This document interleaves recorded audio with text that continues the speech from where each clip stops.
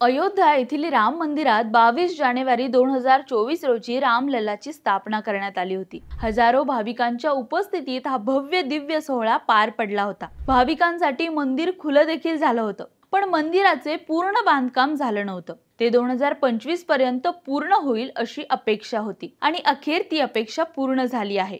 आज म्हणजेच 25 नोव्हेंबर 2025 ला रामलल्लाच्या मंदिरावर धर्मध्वज दिमाखात फडकला आहे। धर्मध्वजावर असलेल्या कोविदार वृक्ष आणि तेजस्वी सूर्याची प्रतिमा मनाला स्पर्श करून जाते।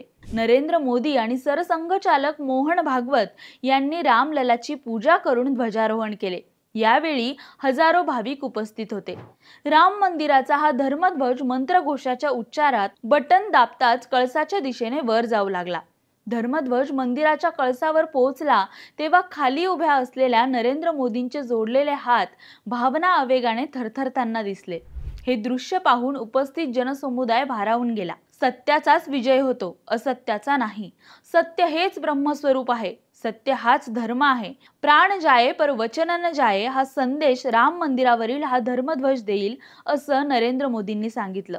तसेच आपल्याला असा समाज निर्माण करायचा आहे ज्या ठिकाणी गरिबी नसेल, कोणी दुःखी नसेल किंवा लाचार नसेल, तिकडे कोणताही भेदभाव किंवा समस्या नसतील।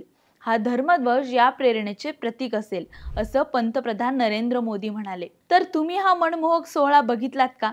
तुम्हाला याबद्दल काय वाटतं आम्हाला कमेंट करून नक्की सांगा।